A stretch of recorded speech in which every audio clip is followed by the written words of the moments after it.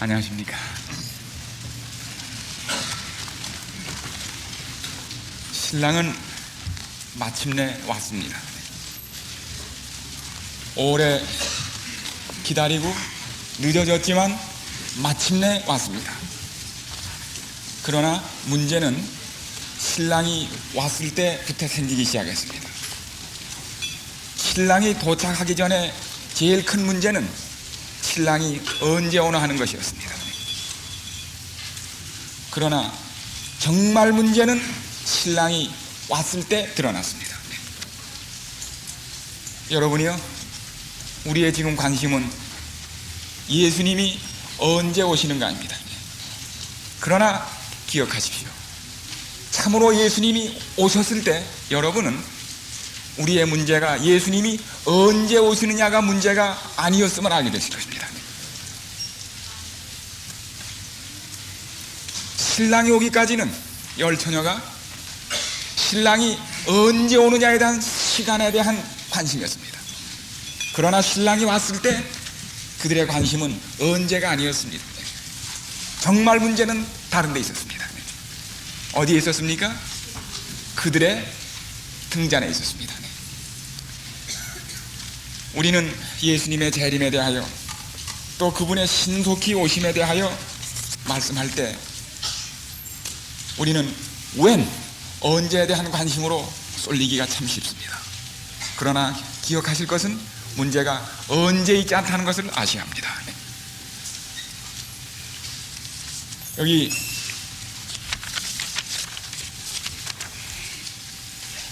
증언 가운데 주님께서 그의 오심과 특별한 의미를 부여하신 그 밖에 어떤 다른 약속에 관한 그분의 말씀을 성취시키는 데 관한 시간을 정하려는 어떤 사람도 경계하라고 목사들에게 보내는 권면 55페이지에 말씀했습니다. 지금 신랑이 더디오는 이 시간에 우리의 관심은 언제 있는 것이 아니라 어떻게 있습니다.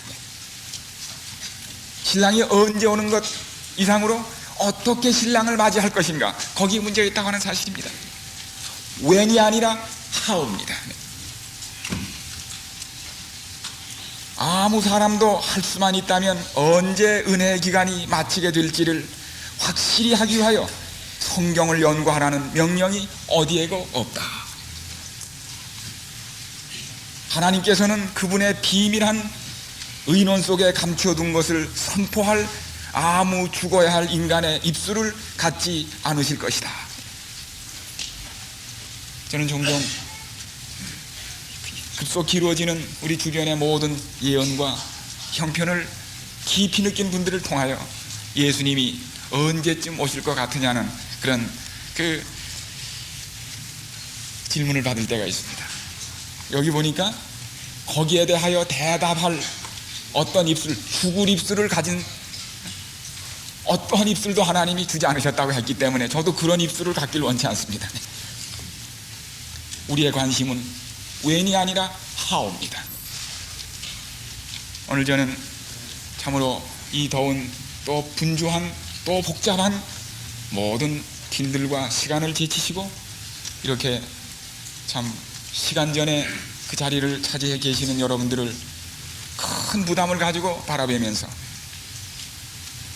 여러분들의 그 진지한 표정과 시선 속에서 신랑을 기다리는 지혜로운 처녀의 눈빛을 경험하고 있습니다.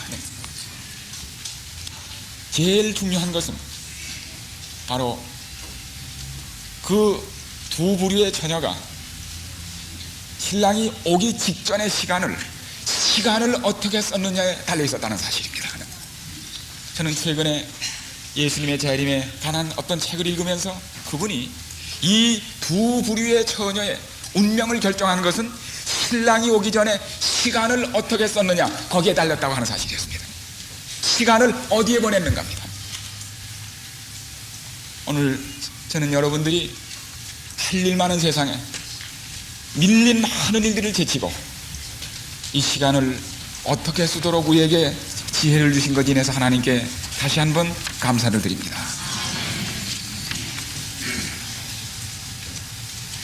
오늘 우리는 이제 지난 이틀 동안에 우리 모든 기초와 또 그 준비 과정을 통해서 우리가 어느 시대에 살고 있음을 다시 확신하는 시간을 갖게 되었습니다.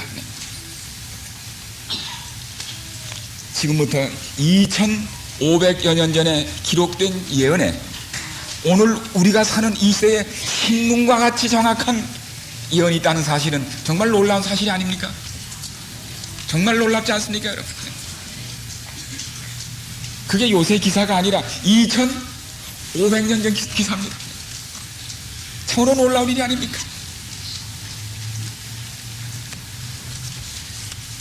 그러므로 아주 분명한 것은 무엇인가 하면 예수님께서는 분명히 오신다고 하는 사실을 우리는 조금 더 의심할 수가 없는 자리에 당도해 있습니다. 우리는 의심 없이 그리스도께서 속히 오심을 믿는다. 이것은 우리에게 있어서 하나의 지어낸 어떠한 이야기가 아니라 진실이다. 교회 증언 이권의 말씀에서 예수님이 오시는 것에 대해서는 하나님께 맡기시고 염려하지 마세요. 예수님 오시는 것까지 걱정하지 마시라고요. 오시는 건 하나님 편에 할 일입니다. 아브라함이 하나님께서 아브라함에게 이삭을 주시겠다고 약속을 하셨어요. 약속을 했으면 약속을 이루는 책임은 누구한테 있어요? 약속한 사람에게 있는 겁니다. 근데 아브라함과 사라가 누구 걱정까지 했어요? 하나님 걱정을 하는 겁니다. 사람이 하나님의 하실 일을 대신하게 될 때 시험에 받게 됩니다.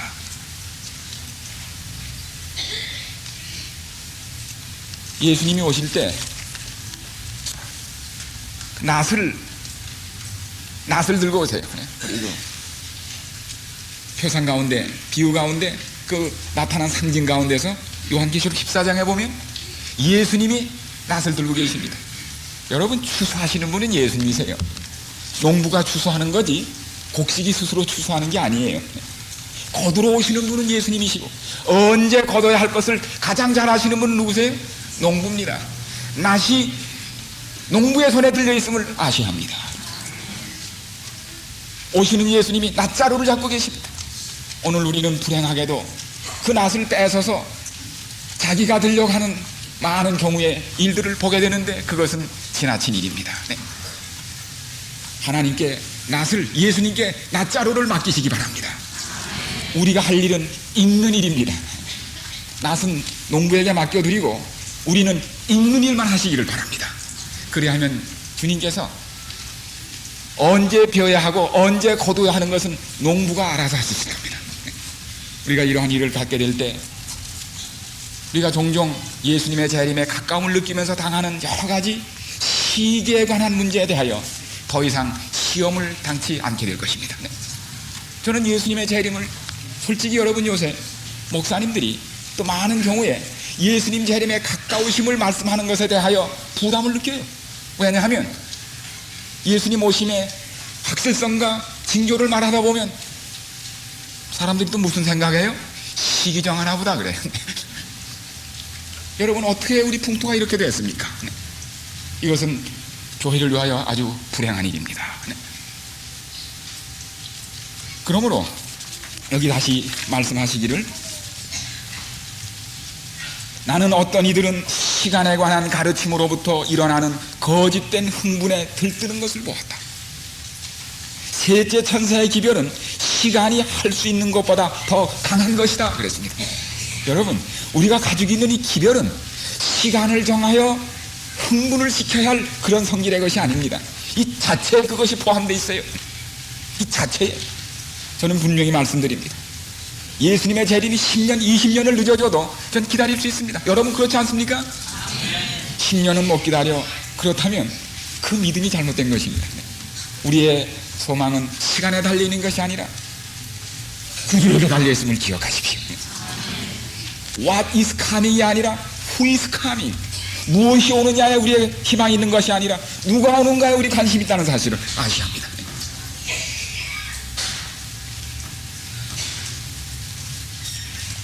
이제 우리는 이러한 시간을 앞두고서 다시 우리 오늘 여러 관심을 다루게 됩니다. 우리 혹 최근에 여러 가지 예수님의 재림에 관한 여러 그 시기적인 요소들에 대하여 많은 분들이 궁금함과 이걸 가지고 계시지만은 그것들은 우리가 예수님의 오심이라든지 은혜 기간을 마치는 데 대하여 결정적인 단서가 아닌 것을 말씀드리면서 다시 한번 우리의 믿음을 보다 견고한 토대 위에, 보다 견고한 토대입니다. 보통 견고한 토대 말고 보다 견고한 토대 위에 우리 믿음을 굳게 세우시기를 간절히 바랍니다. 이제 오늘 우리는 셋째 날을 맞이해서 마지막 백성과 품성의 완전에 대하여 말씀을 드리려고 합니다. 우리가 완전하게 돼야 한다는 얘기를 전에 들어보지 못한 것은 아닙니다. 그러나 말하기를 두려워했던지. 왜요? 완전해지는 것이 얼마나 어렵다는 것을 목사부터 알고 있기 때문에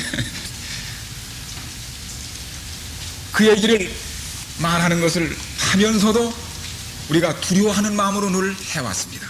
그런데 어쩔 수 없이 그 문제를 이제 우리는 본격적으로 다뤄야 할 시간에 사실은 도달했어요. 근데 이것이 요새 문제가 아니라 신명기 18장 13절 우리 여기 받으신 대로 너는 내 하나님 여호와 앞에 완전하라. 이스라엘 백성에게 주셨던 말씀입니다. 광야에서 신약성경에 그러므로 하늘에 계신 너희 아버지의 여기 온전이라는 말은 원어로 봐서 텔레이오스 완전이라는 말과 똑같은 말인데 우리는 한자로 표현하기 위해 이런 바꾼 것뿐이지 완전이라는 말과 똑같음을 생각하시고 온전이라는 말은 완전으로 읽으셔도 괜찮습니다. 그러므로 하늘에 계신 너희 아버지의 온전하심과 같이 너희도 온전하라. 또 우리 증언의 말씀에는 당신의 자녀들에 대한 하나님의 이상은 인간의 가장 높은 생각이 미칠 수 있는 것보다 더 높다. 그리스도인 성품의 이상은 그리스도와 같이 되는 것이다. 인자로서 그분의 생애에서 완전하셨음 같이 그분을 따르는 사람들도 그들의 생애에서 완전하여야 한다. 우리 시대소망 2권에 있는 말씀입니다. 그런데 사실 이 완전이라는 문제가 우리 신앙에만 강조되는 것이 아니라 우리 모든 일상생활에 강조됩니다. 모든 직장과 학문과 모든 기술 분야에서 불완전은 절대 금물입니다. 그렇지 않습니까, 여러분? 지난번 그 콜롬비아호가 엄청난 기대 속에 하늘을 날다가 그 비참한 공중에서 분해돼요. 그 7여 명의 7, 8명의 참 승무원들이 산화시킨 온 세상의 비극으로 남아있는 그 충격도 불완전 때문에 일어난 사실입니다. 그렇지 않습니까? 조그만 오링이라는 링이 그 많은 수만 개의 파트 중에 오링이라는 동그란 링 거기에 이상이 있어서 그거 하나 때문에 그랬습니다. 그러므로 여러분 실제적으로 이 불완전한 세상에서도 뭘 요구하고 있어요? 완전을 요구하고 있는 겁니다. 회계하시는 분 회계학 계산하다가 1, 2, 10원만 차질이 나도 그걸 뭐 회계감사에 어떻게 돼요? 그게 10만 불, 1000만 원, 1억 그런 계정이라 할지라도 맨 마지막 계산에서 10원, 20원이 비어도 그건 뭡니까? 아 괜찮아요 이건. 그렇게 됐어요? 고개 남아있어도 그건 뭐라고 그래요? 불완전한데 그래. 그렇지 않습니까 여러분? 그건 돈 액수가 문제가 아니라 1, 20원만 비어도 그건 뭐예요?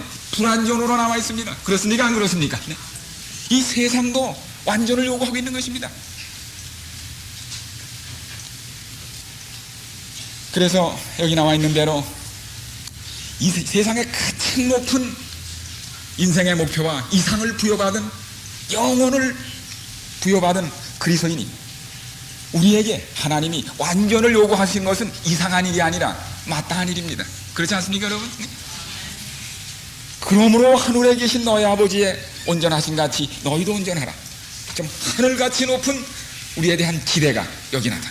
이거는 여기 나와 있는 대로 당신의 자녀들에 대한 하나님의 이상은 인간이 생각할 수 있는 것 가장 높은, 여러분 부모님들이 자녀들에 대해 가진 이상이 하늘같이 높습니까? 안 높습니까? 높거든요. 부모의 욕심이에요. 하나님이 우리에 대해 욕심 없으실까요? 야, 그쯤 되면 됐다, 적당히 해라. 그러시면 오히려 어떻게 하겠어요? 섭섭할 뻔했어요. 우리에 대해 가진 이상이 높은 것에 대하여 감사하시기 바랍니다. 높은 이상을 가진 부모의 자식은 한국 같은 과학 공부만 아니면 말이에요. 참 좋은 겁니다. 참 좋은 거예요. 그 이상만큼 올라갈 수 있기 때문입니다. 그러므로 하나님 우리에게 완전을 요구하시는 데 대해서 섭섭하게 생각지 마시고, 과학 공부같이 생각지 마시고, 오히려 우리가 도달할 수 있는 높은 이상을 가신 것에 대해서 우리가 감사할 일입니다. 그런데 오늘 특별히 이러한 우리에게 완전 문제가 왜 갑자기 더 큰 관심으로 대두되는가? 전에도 그랬지만 그 이유는 아주 분명합니다. 우리는 그 이유를 분명히 알고 있습니다. 우리 어제 시간에도 참 말씀을 드렸지만 그 이유가 어디에 있다고 말씀을 드렸습니까? 지금 우리 예수님께서 아직도 성소봉사를 계속하고 계셔서 우리를 위한 중보회를 계속하십니다. 그러나 이제 어제 말씀드린 대로 죽게 되었다가 다시 살아난 북방왕이 상처가 치유되면서 다시 온 땅에 이상히 여김을 받으면서 물밀듯이 나라들에 들어가고 마침내 한때 그를 찔렀던, 불란서 혁명 동안 자기를 찔렀던 남방왕마저도 어떻게 한다고요? 그 손을 벗어나지 못하게 되리라는 예언이 일어났습니까? 지금 고기를 넘어가는 중입니다. 고개를 넘어가는 중입니다. 이 고개 넘어가면 다른 고개가 장애가 없습니다. 그동안 미국이 이것을 버티는 나라였지만 벌써 4, 5년 전에 미국의 벽은 무너졌습니다. 다 무너졌습니다. 공산권이 마지막 장벽을 헐어넘기고 있으므로 이것을 막는 다른 고개는 이제 없게 되는 것입니다. 그러므로 어제 드린 말씀에 북방왕은 분명히 죽게 되었다가 다시 살아난 그 영적 바벨론인 교황권인 거 분명합니다. 거기에는 조금의 의심의 여지도 없습니다. 우리는 그 다음에 남방왕은 무엇입니까? 불란서 혁명기를 통하여 드러난, 우리 남방왕은 그런 의미로 불란서라고 할 수 있지만 프랑스, 그러나 보통 프랑스 있는 저 프랑스 아니에요. 네. 저기 지금 있는 저 불란서 아닙니다. 무슨 프랑스예요? 혁명기에 존재했던 바로 그 프랑스에 영적으로 무저강에서 올라와서 영적으로 애굽이었던 혁명기 동안에 뭡니까? 프랑스입니다. 그걸 분명히 하세요. 지금 저 불란서 아닙니다. 네. 그 다음에 2차적으로 뭡니까? 그 불란서 혁명기 동안 혁명정부 프랑스가 드러냈던 무신론적 사상입니다. 영적이기 때문에 그렇습니다. 그 무신론, 그것을 대표하는 것이 무엇일 뿐입니까? 소련을 비롯한 공산주의의 형태로 나타난 것뿐입니다. 그러므로 이 말씀을 할 때 다니엘 11장의 남방왕은 소련이야 그러면 같은 말이지만 이상해 안 해요. 그건 또 조금 잘못된 거예요. 제가 말씀드린 것 아시지 않습니까? 프랑스예요. 그러나 그 프랑스는 혁명기 동안 드러냈던 혁명 불란서의 그 무신론적 사상에 입각한 그 세력이라고 하는 것, 거기에 대하여 분명한 개념을 가지시기를 간절히 바랍니다. 네. 그런데 이제 그 일이 있게 되면 곧 마지막 그동안 장벽이 가려서 마주치지 못했던 남은 무리와 용과의 분노, 그 여자의 남은 자손과 용과의 분노가 마침내 대결이 이루어지게 됩니다. 이럴 때 하나님께서는 이 백성을 준비시키고 마지막 세상에 대한 기별을 선포하시기 위하여 준비된 백성에게 늦은비 성령을 임하셔서 이 마지막 전쟁을 위하여 준비실 겁니다. 그리하여 요한계시록 18장에 기록되었, 계시록 14장에 기록된 세 천사의 기별이 1844년 이래 전파됐지만 그것이 만족할 만큼, 세상을 환히 비칠 만큼 그 효과를 발휘하지 못한 것을 지금 저희가 보지 않습니까? 그래야 이것을 끝맞기 위하여 하나님께로부터는 그 새롭게 하무리고 능력을 더하시고 마지막 늦은비 성령의 역사가 있게 될 때 다니엘 11장에 기록한 대로 동북방에서 오는 소식, 이 소식이 북방왕을 괴롭히게 됩니다. 번민시킵니다. 드디어 핍박이 시작됩니다. 그것이 썬데일로, 일요일 협령으로 구체화되는 것입니다. 그 일을 하여 우리는 모든 준비가 갖춰져 가고 있는 것을 보시지 않습니까? 이러할 때 짧은 환란기가 오게 되는 것입니다. 경제적 곤란을 당하고 우리가 고시들을 떠나서 참으로 촌읍에 우리의 거처를 정하며 우리 가족들과 식구들이 거처를 옮겨야 하는 그러한 짧은 환란기에 들어가게 되고, 이것이 시간이 지나면서 더 고조되면서 그들의 생명을 요구하는 극한 상황에 이르게 될 때, 마침내 지금까지 중보 사업으로 지성소에 계시던 예수님께서, 미가엘께서 지상에 있는 당신의 백성을 위하여 개입하신 것입니다. 그리하여 다니엘 12장 1절에 나와 있는 대로 그때에, 바로 이렇게 될 때에, 다니엘 11장 44절 45절 그 일이 고조될 때 예수님께서 지성소에서 그분이 하시던 대제사장의 제복을 벗으시고 왕복을 갈아입으시고 드디어 순으로 오셨던 예수님이 이제는 돌로 나타나시는 재림이 있게 되는 것입니다. 근데 재림을 바로 하시는 게 아니라 요한계시록 15장 끝절에 보면 지성소의 대속죄일의 봉사가 끝나고 온 성소에 연기가 가득하게 된 후에 16장이 끼어 있습니다. 16장은 뭡니까? 실제양입니다. 예수님 중보사업을 끝내시고 재림하시기까지 요한계시록 16장 사건이 거기 끼어 있는데, 이 기간엔 무엇이 없어요? 예수님이 지성소에서 나오셨으니 누가 없습니까? 중보자가 없는 시간이 있게 되는 겁니다. 그런데 이 은혜식이라는 말은 참 은혜로운 표현인데, 본래는 그 말이 프로베이션이라고 이 법에서 쓰는 얘기이기도 합니다. 프로베이션은 뭔가 하면 집행유예라는 겁니다. 은혜기간은 집행유예예요. 인간의 운명은 범죄함으로 정해진 겁니다.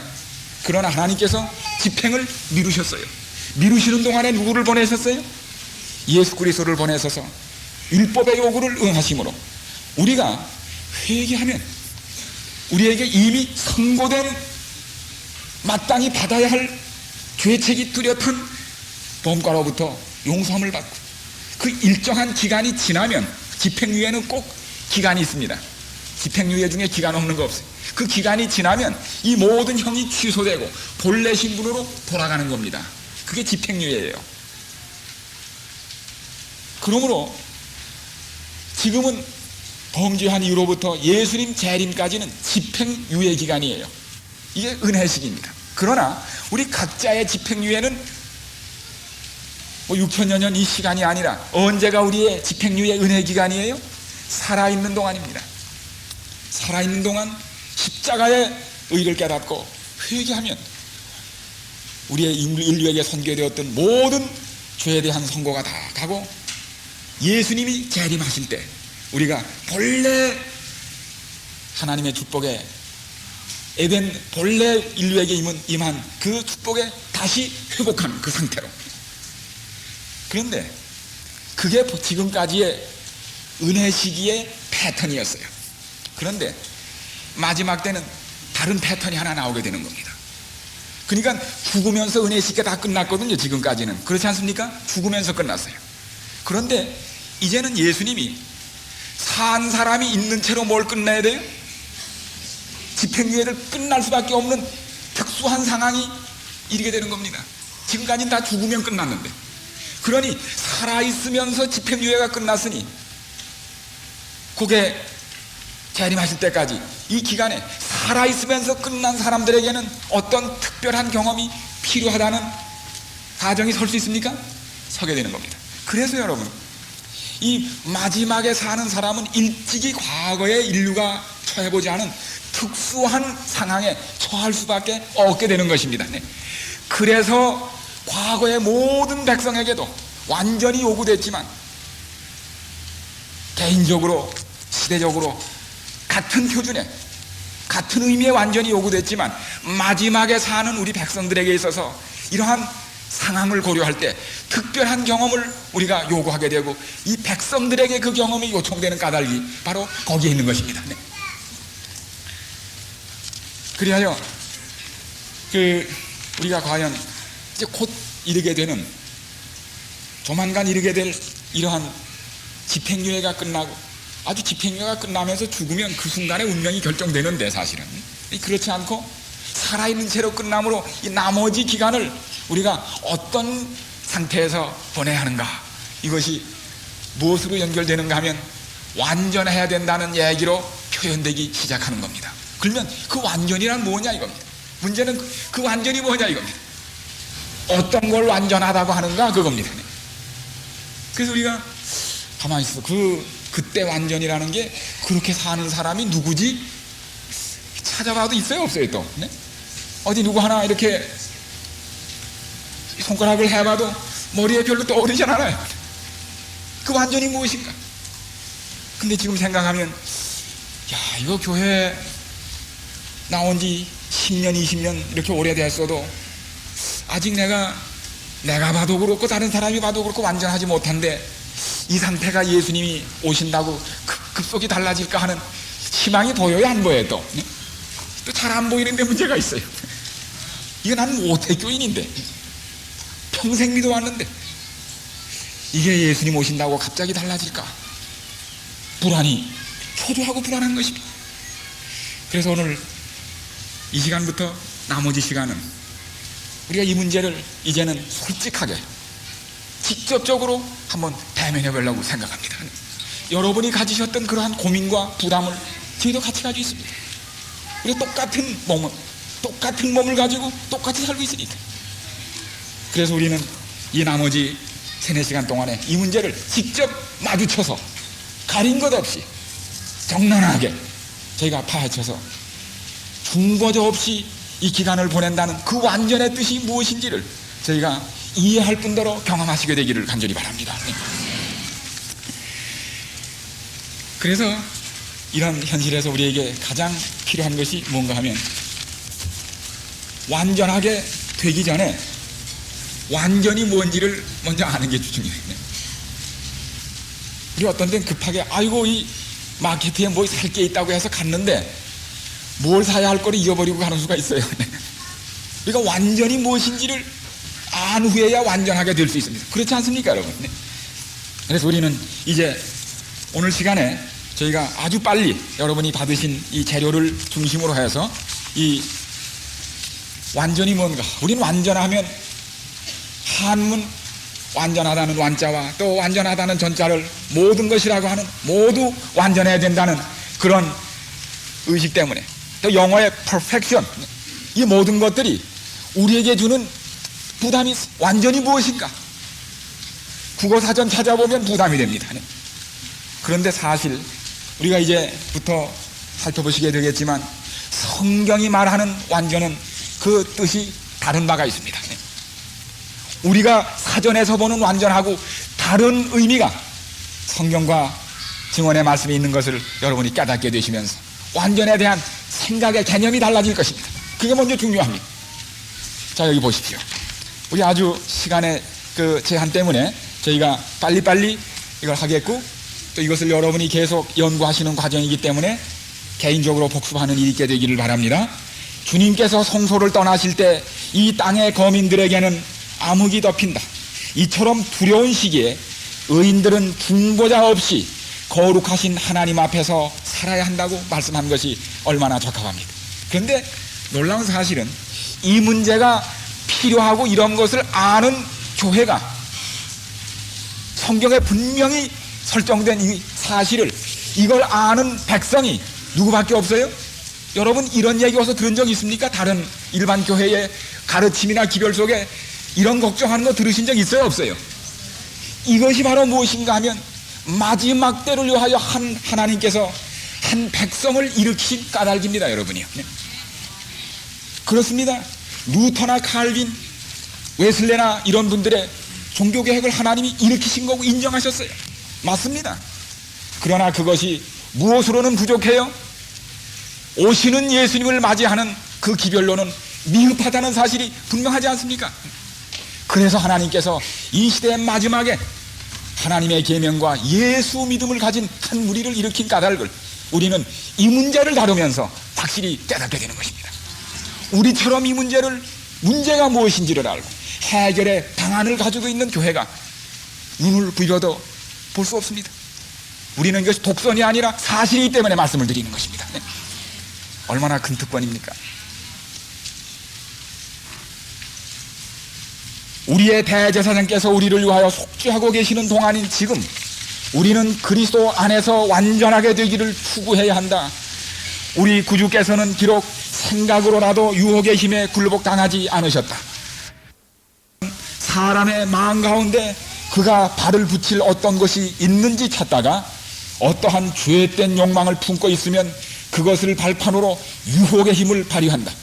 그러나 예수님께서는 이 세상 임금이 오겠습니다. 그러나 그는 내게 관계할 것이 없으니 라고 친히 말씀하셨다. 사단은 하나님의 아들에게 승리를 얻을 수 있는 길을 전혀 찾을 수가 없었다. 어쩔 수가 없었어요. 예수님께서는 당신의 아버지의 계명을 지키셨다. 그러므로 그분에게는 사단에 이용할 수 있는 죄가 없었다. 사단이 이용할 수 있는 죄가 없었다. 그것은 환난의 때에 서게 될 사람들에게서 발견되어야 할 상태이다. 우리가 어떻게 이런 상태에 이를 수 있을까요? 불의를 하는 자는 그대로 불의를 하고, 더러운 자는 그대로 더럽고, 의로운 자는 그대로 의를 행하고, 거룩한 자는 그대로 거룩하게 하라는 이 말씀이 선고가 이르게 될 때 바로 이러한 경험이 우리에게 요구된다는 이야기입니다. 이것이 무엇을 의미하며 어떻게 될 수 있는가? 이것이 바로 우리의 최고의 관심사일 수밖에 없습니다. 그래서 우리 아주 빨리 여기 여러분의 강목을 중심으로 먼저 완전의 뜻이 무엇인지를 알자면 사전을 찾을 게 아니라 뭘 찾아야 돼요? 성경을 찾아야 합니다. 우리 구원 사전이 성경이니까, 네? 국어 사전은 국어하는데 하는 거고, 네? 영어 사전하고. 그래서 우리가 구원의 사전인 성경을 찾아야 하는데, 이 완전이라는 말이 성경은 한문을 쓰지 않습니다. 본래 원어는 한문이 아니고 뭐예요? 구약은 뭐라고요? 히브리어고, 신약은 뭐예요? 헬라어예요. 그러니 한문 사전을 찾지 말고 국어 사전이나 뭘 찾아야 돼요? 구약의 완전히 뭔지를 알자면 히브리 사전을 찾아야 하고, 신약의 완전히 뭔지 알자면 뭘 찾아야 돼요? 헬라어 사전을 찾아야지. 많은 사람이 국어 사전 찾고 한문 사전 찾다가 어려움을 겪는 겁니다. 사전을 바로 찾아야 합니다. 그래서 구약에서는 이 완전을 가장 잘 드러내는 그 형용사가 탐임이라는 히브리어고, 또 여기 또는 탐 줄여진 형으로, 그 다음에 명사로 완전히 톰, 그 다음에 신약에서는 형용사로 텔레오스, 우리 그 밖에 다른 한두의 표현들이 있어서 이 뜻이 무엇인지를 어떻게 쓰였는지를 깨달으면 아주 분명합니다. 자, 여기 창세기 6장 9절 11절에 노아는 의인이요 당세 완전한 자라 그가 하나님과 동행하였습니다. 하나님이 노아를 뭐라고 그러셨어요? 그 사람 완전한 사람이라고 그랬습니다. 근데 우리가 생각해 보니까 노아가 별로 얘기하기 좀 부끄러운 얘기도 거기 있어요, 성경에. 네? 점잖지 못한 일을 행했단 말입니다. 네. 완전하지 않은데 하나님이 완전하다고 그러셨네. 뭐 그런 의미가 떠올라요. 그런데 언제나 그 다음에 보세요. 창세기 17장 1절에 너는 내 앞에서 행하여 완전하라. 이게 누구예요? 믿음의 조상 아브라함입니다. 믿음의 조상이라는 타이틀에 비해서 아브라함은 우리가 완전했다는 얘기를 국어사전적인 완전을 붙여주기가 좀 꺼림해요. 왜 그런 줄 아시지요? 네? 애굽에 또 그 이웃 나라에 가 있는 동안에 어떻게 했어요? 실수를 많이, 그 중에 목숨이 위태롭다고 생각해서 자기 아름다운 아내가 그 아내 때문에 자기 목숨을 잃을까봐 누구라고 그랬어요? 누이라고 그랬어요. 그래서 왜 그랬느냐 그랬더니 친척으로 누이도 된다고 그래서 이것은 빨간 거짓말이 아니고 흰 거짓말이에요. 그래서 우리 종종 그리스도인이 그런 거짓말을 할 때가 흰 거짓말 빨갛진 않아요. 근데 결혼했으면 부인이지 뭐 누이예요. 뭐 등등. 네. 그거는 입으로 거짓말한 게 아니라 사실은 마음속으로 뭘 걱정한 거예요? 뭘 걱정한 거예요? 요걸 자기가 걱정한 거예요. 요 부분을. 네? 하나님께 다른 건 맡겨드릴 수도 요건 제가 보관을 하겠습니다. 엘리야가 그렇게 담대했는데 정말 두려운 것이 없었는데 마지막에 보니까 열왕기상 18장 19장에 보니까 뭔 또 걱정했어요? 이세벨이 내일 이맘때 당신의 목도 당신 때문에 죽은 내 선지자들의 목 그것처럼 없어질 테니까 알려준다고 그랬어요. 엘리야가 그 가멜산의 경험이 있은 다음에 백성들의 손에 의하여 죽임을 당하는 목이 떨어지는 바알 아세라 선지자들의 그 목을 보니까 목이 튼튼한 줄 알았는데 보니까 쉽게 막 떨어져요. 야, 목이 콩나물 목 부러지 타는구나 하는 걸 깨달았습니다. 그리고 보니까 자기 목도 만져보니까 철근 콘크리트가 아니야. 보니까 이게 물렁물렁해요. 그래서 그 다음날 열왕기상 19장 보면 뜁니다. 무엇을 위하여? 목숨을 위하여. 요 부분을 위해서. 그거는 믿음의 부족입니다. 여러분, 믿음의 부족. 제일 심각한 믿음의 부족이에요. 이러한 사람들을 어떻게 완전하다고 할 수 있었을까?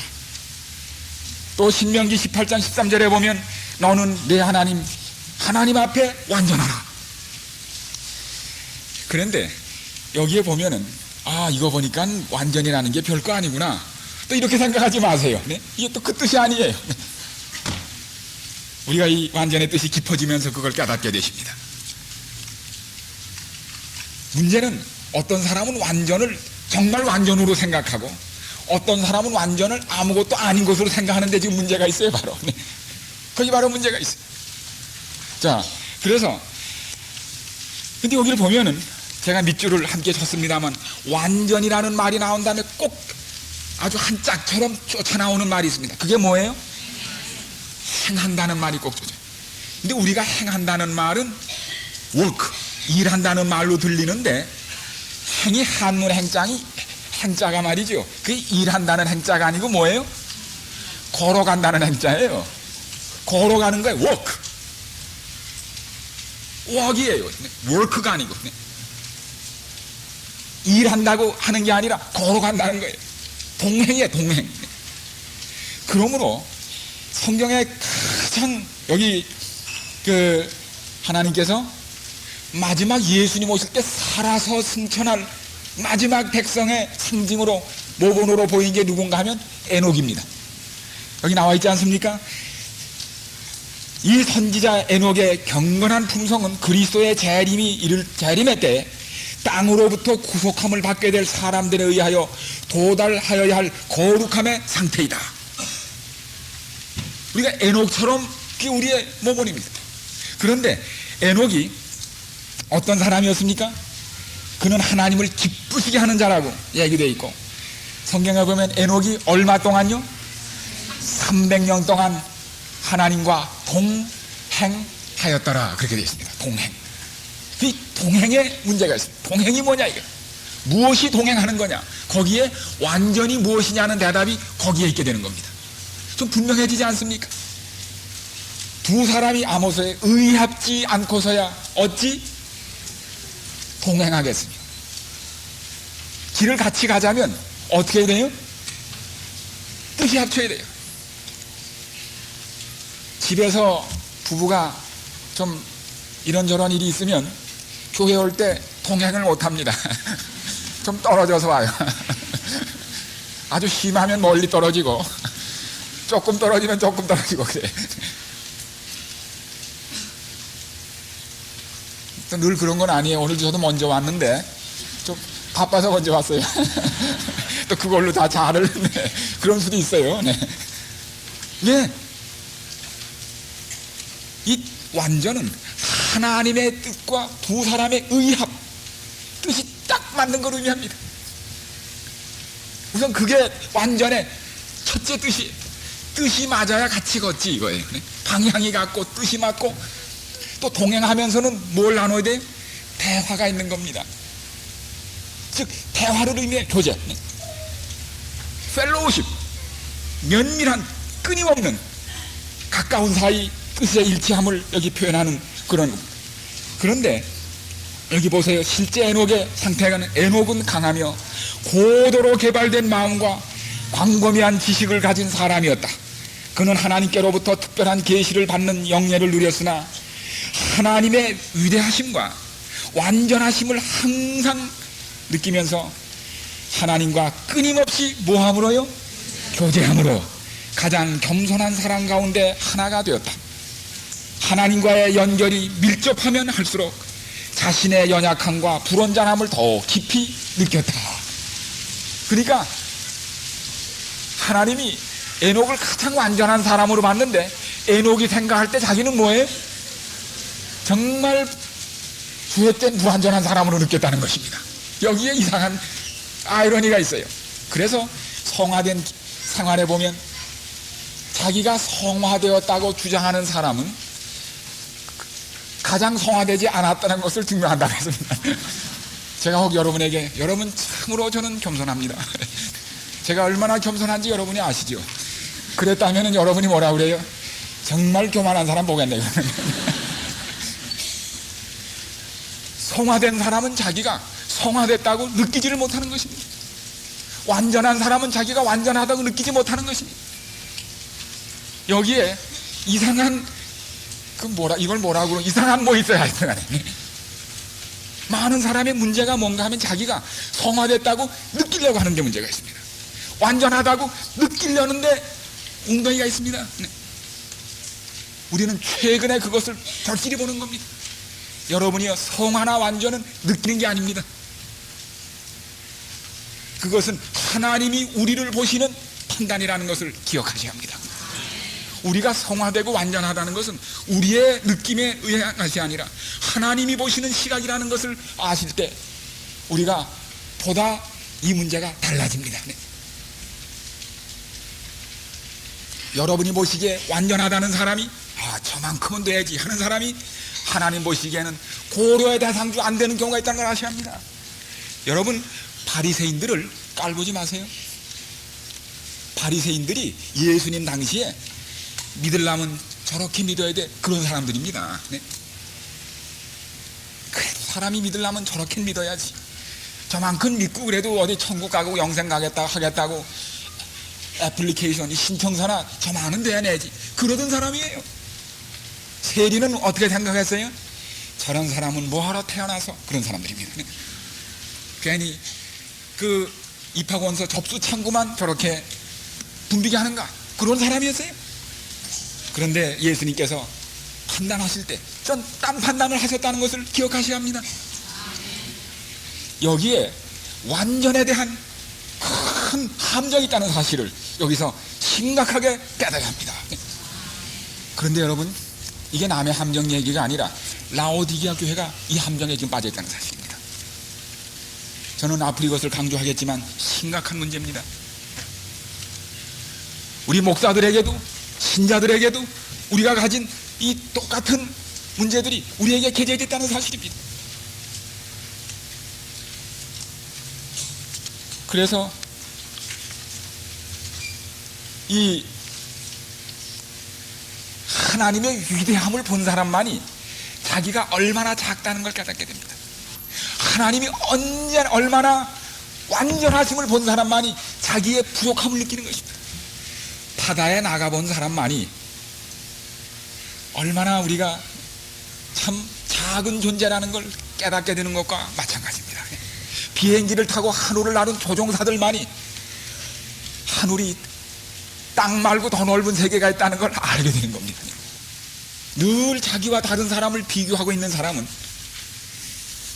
남을 비평하는 시각을 가진 사람은 결단코 진정한 완전의 개념과 성화의 개념을 가질 수가 없게 된 것입니다. 하나님을 뵙게 될 때야, 십자가를 바라보게 될 때야 자기가 누구라는 걸 비로소 깨닫게 된다는 사실입니다. 이미 그것을 깨달았을 때는 뭐예요? 그 완전한 상태에 들어가는 겁니다. 필요를 느꼈으니까. 그래서 예수님께서 제일 큰 하늘 백성의 첫째 축복이 뭐라고요? 심령이 가난한 사람은, 그것 때문에 슬퍼하는 사람은 복이 있다는 말씀이 바로 그래서 존재하는 것입니다. 요새 완전을 준비하는 분들이 그래요. 늘 부족하다고 그러는데 언제까지 부족할 거냐 그래요. 또 그 말도 들어보니까 그런 뜻이 있잖아요. 언제까지 부족할 거냐? 예수님 오실 땐 부족하면 안 돼. 남아야지.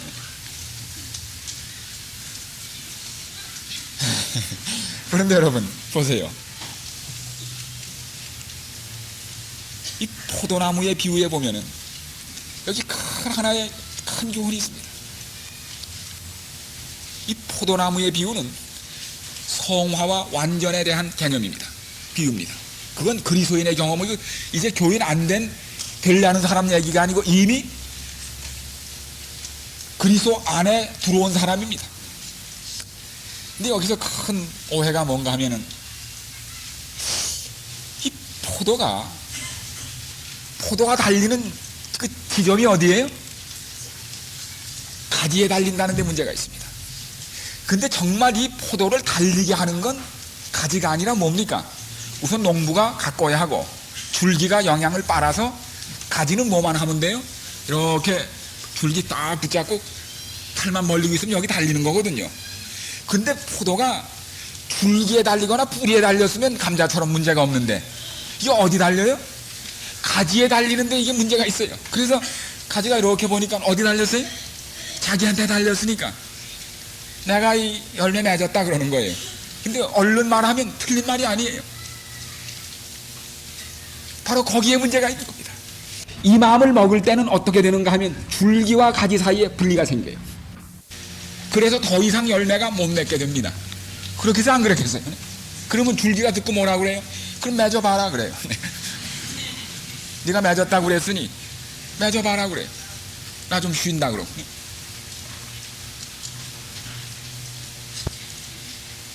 그런데 가지가, 야, 난 가지야.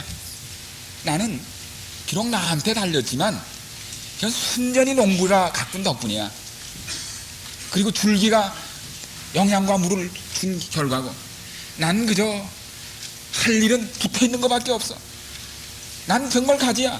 그럴 때 뭐해? 줄기가, 그래 수마, 부족함을 느끼니까 자꾸 보내주는 거예요. 그때 뭐에 달리는 거예요? 달려도 크게 달리는 겁니다. 부족함을 느끼면 느낄수록 그때 뭐에 들어오는 거예요? 느끼는 순간에 그때 뭐에 들어와요? 영향이 들어오는 겁니다. 그래서 열매가 달리는 겁니다. 여러분, 그 희한한 원리가 아닙니까? 여러분, 포도 따고서 나중에 감 누구한테 내나요? 사과 따고 포도 따고 감 누구한테 내요? 포도나무 앞에 갖다 놓고 이렇게 합니까? 포도에 가지에 갖다 걸어놓고 돈을 해서 가지에 갖다 거나요? 돈 누구한테 줘요? 농부한테 줍니다. 그런데 자기가 열매를 맺었다고 생각하는 사람은 돈을 저쪽으로 가져가면 일로 가져와야지 그래. 내가 달랬는데 영광을 하나님께 안 돌리게 됩니다. 농부가 영광을 받아야지 어떻게 포도나무가 받습니까? 그렇기 때문에 이 원리를, 부족함을 느끼면 느낄수록 완전한 상태, 충만한 상태에 들어간다는 아이러니를 이해하시게 되기를 간절히 바랍니다. 이건 함정이에요. 그러나 사실입니다. 에녹이, 그래서 이 보지만은 선지자와 부조들 중에, 노독들 중에 자기가 완전하고 죄 없다고 생각한 사람이 하나도 없다고 그랬습니다. 왜요? 부족함, 자기가 가지인 것을 아는 사람들이 때문입니다. 그렇기 때문에 철저히 하나님을 의지했어요. 그러니까 열매가 크고 많이 맺혔지요.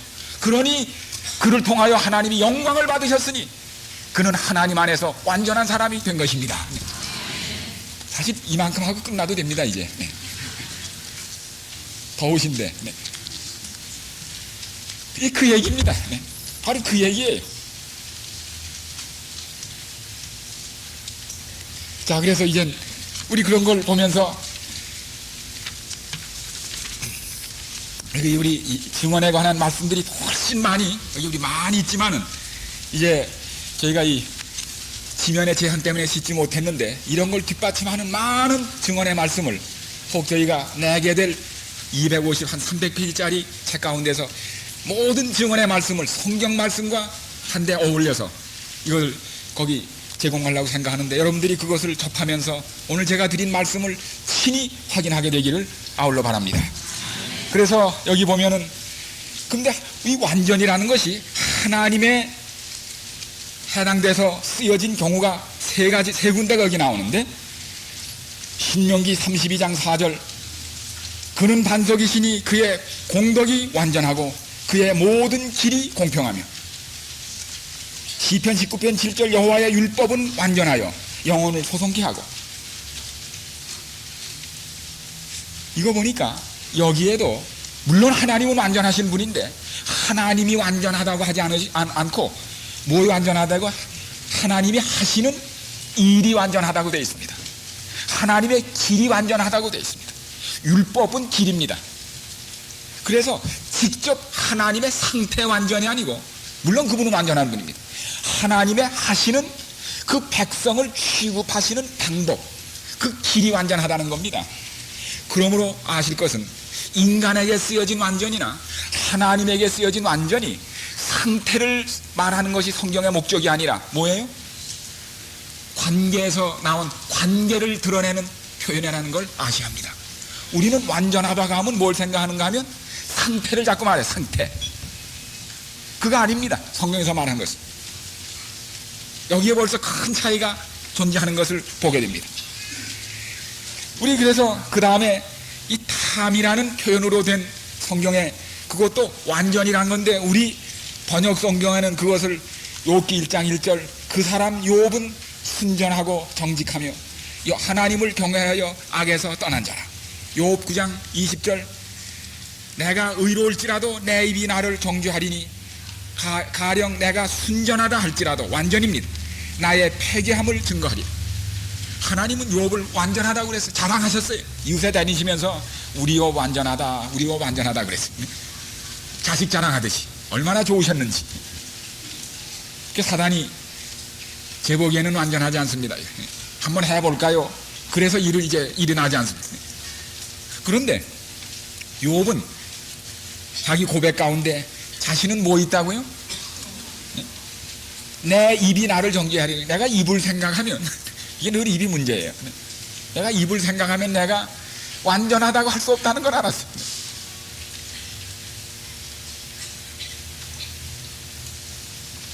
그래서 그 다음에 시편 101편 2절에 보면, 내가 완전한 길에 주의하오리니 주께서 언제나 내게 임하시었나이까, 내가 완전한 마음으로 내 집안에서 행하리이다. 그러니까 완전한 것은 완전한 마음하고 연결이 되어 있습니다. 우리 빨리빨리 하겠습니다. 우리 그 역대상 29장 9절에 보면, 우리 번역에 성심으로 됐는데 이게 완전이라는 말로 본 뜻이 있습니다. 백성이 자기의 즐거이 드림으로 기뻐하였으니 곧 저희가 성심으로 여호와께 즐거이 드리며, 이 성심이 완전입니다. 그래서 이 완전은 뭔가 하면 이 백성들이 즐거운 마음으로 하나님께 드렸던, 아낌없이 드렸던 그 마음이 완전한 마음이었습니다. 여러분이 하나님께 예물을 바칠 때, 헌금할 때 아낌없이 마땅한 것으로 즐거이 드릴 때, 그것이 뭐예요? 완전한 마음입니다. 그 마음이, 그 돈이 작고 많고 문제가 아니라 그 마음이 어떤 마음이에요? 완전한 마음입니다. 아시겠습니까? 네. 여기 특별히 이 완전에 대하여 잘 나타난 것이 열왕기상 15장 3절인데, 그의 마음, 즉 아비암의 마음이 그 조상 다윗의 마음 같지 아니하여 그 하나님 여호와 앞에 완전치 못하였으나. 이 말은 다윗은 어떻게 하다는 말이에요? 다윗은 완전하다는 얘기입니다. 다윗의 마음은 완전하다는 겁니다. 근데 하나님이 다윗을 완전하다고 한 건 좀 이상하지 않습니까? 그 다음 절에 보면, 그가 밧세바의 문제 그것만 아니었으면 참 좋을 뻔했는데 그거 외에는 다 완전했다, 그렇게 또 나옵니다. 하나님이 왜 다윗을 그렇게 좋아하셨을까? 여러분 그 열왕기와 역대 읽어보면 정말 하나님이 다윗 좋아하셨습니다. 그 끔찍한 죄를 저질렀음에도 불구하고 다윗을 기가 막히게 좋아하셨습니다. 그걸 뭐로 알 수 있어요? 성경에 보면 유다의 꽤 많은 왕들이 그래도 착한 일을 많이 한 사람들이 있어요. 히스기야, 요시야 뭐 이런 사람들 있습니다. 하나님이 참 그래도 성경에 잘한 일도 많고 착하다 그래놓고 맨 끝에 뭐라 그러는 줄 아세요? 그러나 내 종 다윗과 같이는 아니하다. 다윗만은 못해 그거예요. 참 착해, 참 좋아. 그리고도 뭐예요? 이렇게 돌아서서 다윗만은 못해 그러는 거예요. 둘째 며느리도 잘하지만은 만년이만은 못해 그런 거예요. 다윗을 그렇게 끔찍이 좋아하셨어요. 다윗이 마음이 완전했다는 겁니다. 하나님 보시기에. 무엇 때문에 그랬을까요? 아시지 않습니까? 다윗이 어떤 사람이에요? 진실한 사람이에요. 솔직한 사람이에요. 마음이 노녀지지 않은 사람이에요. 하나님이 그걸 좋아하신 겁니다. 실수에도 불구하고 죄도 짓고 난 다음에 나단을 보내 딱 죄졌다 그러니까 뭐예요? 변명하지 않고 하나님 죽을 죄를 졌다는 거예요.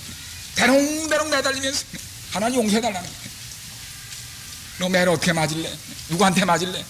죽어도 하나님께 맞겠다는 거예요. 그러니 하나님이 뭐예요? 마음이 녹으신 겁니다. 하나님이 다윗의 마음이 완전하다는 겁니다. 다윗같이 되시기를 바랍니다. 한 가지 빼놓고 다윗같이 되시기 바랍니다. 아니에요. 범죄한 자체는 그렇지만 범죄한 다음에 다시 일어서는 용서를 구하고 다시 의인의 자리를 차지하는 그 다윗은 본받아야 합니다. 우리가. 그런데 여기 제가 이걸 늘 성경을 읽다가 시편 119편 1절 2절이 이게 굉장히 중요한 얘기입니다. 구약 성경의 완전히 무엇이냐를 가장 대표적으로 증명하는 규절이 시편 119편 1절 2절입니다. 행이 완전하여 여호와의 법에 행하는 자가 복이 있으며. 야, 이거 보니까 완전히 어디에 붙었어요? 그 앞에 행위가 완전하다. 그럼 지금까지 한 말하고 좀 다 틀리네 그거예요.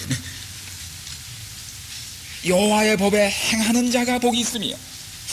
여기 법이라고 나와 있고 여호와의 증거를 지키고 전심으로 여호와를 구하는 자가 복이 있도다. 성경 시편은 특별히 이게 그 평행법이라고 해서 한마디 말을 더 분명히 설명하기 위해 늘 그 다음에 두 번, 세 번 반복합니다. 그러므로 행이 완전하여 여호와의 법에 행하는 자가 누구냐 하면 그 다음 절에 여호와의 증거를 지키고 전심으로 여호와를 구하는 자가 그거라는 걸 그 다음 절이 설명하는 겁니다. 같은 말이에요, 뜻이. 그런데 제가 다시 좀 그 규절이 부담이 돼서 다시 그 히브리어 성경을 찾아보니까 원어 사전을 행이라는 말이 원어 성경에는 없습니다. 없어요. 행이라는 말이 없어요. 행이라는 말 대신 그 길에 그렇게 되어 있습니다. In the way. 그 길에 완전하여 여호와의 법에 행하는 자가 복이 있다고 그렇게 되어 있습니다. 네. 누가 완전한 사람이냐?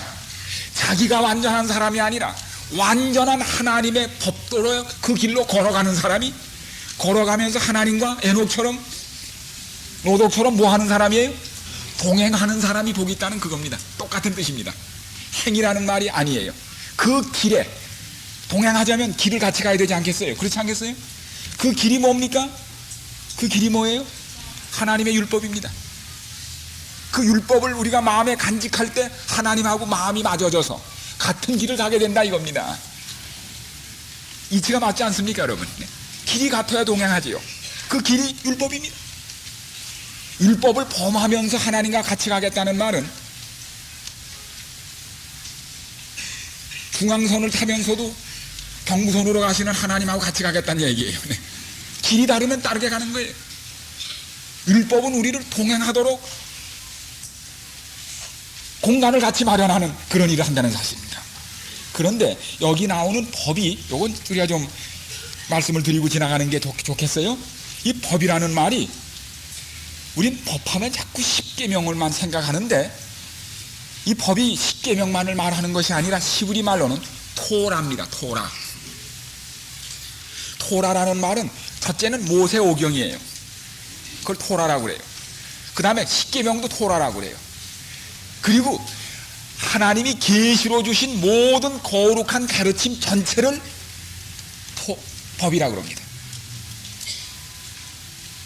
그러므로 적어도 여기에 말씀한 건 구약 성경을 전체를 토라라고 합니다. 모세오경. 그런데 여러분, 하나님이 십계명을 우리에게 주실 때 구두 선물하듯 두 짝을 잘 묶어서 그거만 주신 게 아닙니다. 거기다가 포장을, 큰 포장을 하셨어요. 그 큰 상자가 뭐예요? 포장이 큰 상자가. 십계명이 어디 놓였댔습니까? 성소 안에 놓였댔어요. 하나님이 십계명만 주면 이게 문제가 생깁니다. 언제나. 그렇기 때문에, 왜냐하면 인간이, 아무도 율법을 범하지 않은 인간이 없으니까 인간의 연약함을 아셨어요. 그래서 아예 포장에 넣어주셨습니다. 깰까봐. 깨질 수 있는 연약한 좋고 정교한 유리그릇이지만은 비싼 건데 깨질 우려가 있을 때는 거기다 뭘 넣어요? 포장을 크게 해야 됩니다. 하나님이 큰 포장을 넣었어요. 그게 뭔가 하면 성소입니다. 이 토라 속에는, 율법 속에는 이 법, 성소제도가 포함이 되어 있습니다. 그러므로 이 법을 행하다가 그릇 행하거나 잘못하면 어떻게 용서를 받아 다시 돌아올 수 있는지 복음이 포함됐다는 걸 아셔야 합니다. 여기 나오는 법이 십계명만을 의미한 게 아니라 성소제도를 포함했다는 걸 아셔야 합니다.